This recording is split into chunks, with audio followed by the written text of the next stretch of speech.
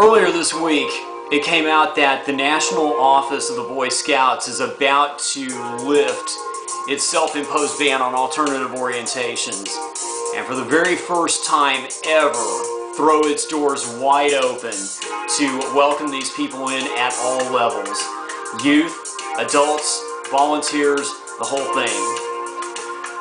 Alright, full disclosure for this before I even start. I was involved in this program for many years as a youth, as a child. I loved it, to the point that I went all the way with it. And then I loved it so much that I got involved once again as an adult leader to serve it for many more years. I have a very long, rich, and distinguished history of involvement with this program. As many of you already know, especially if you follow me on YouTube, I also happen to be very sympathetic to alternative orientations.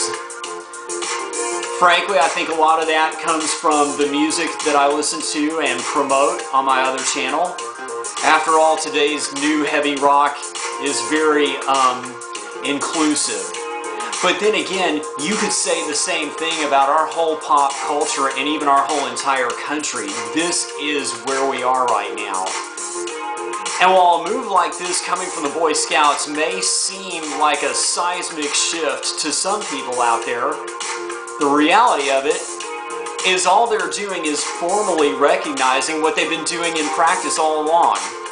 I mean, I can tell you, even from going way back when I was a child, I know that there were kids involved who, you know, they never said anything about it, but they didn't have to. You could just tell.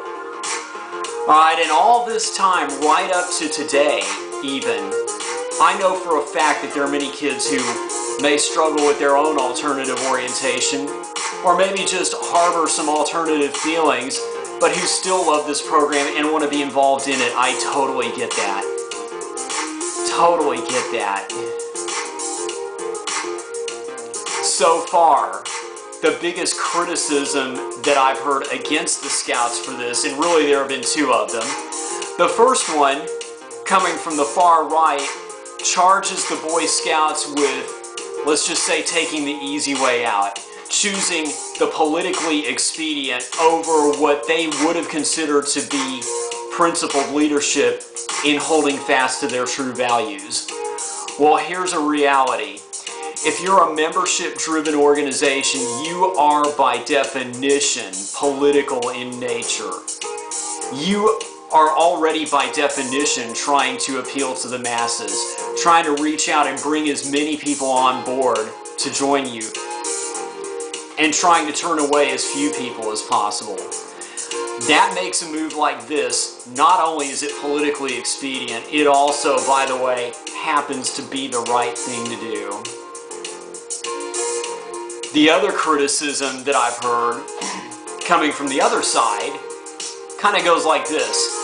Well, it's about time. They should have done this 20 years ago. With maybe just a little hint of righteous hipster indignation attached to it. Well, I disagree with that just as much. Hey, hipster. The evolution of human consciousness is an ongoing process. It doesn't happen overnight. And while some of you out there may feel like you were a few steps ahead of the curve on this one, and maybe you were, if you take an honest look over the last 100 years or so, I think you'll find the values of Scouting have been right in step with the values of America for most of that time. I think that's a pretty fair statement. I was so proud to be involved in this program as a youth. I was so proud to serve it once again as an adult, and I am so proud to come up here today to give it my full and unconditional endorsement right now. If you're a young person who's thinking about joining it, I totally recommend it. I would encourage you to do so. I think you'll be glad you did. But whether you're involved in Scouts or any other youth program, church youth group, school sports, or whatever you're involved in, I want to thank you for watching. And I look forward to seeing everybody once again very soon. Steve out.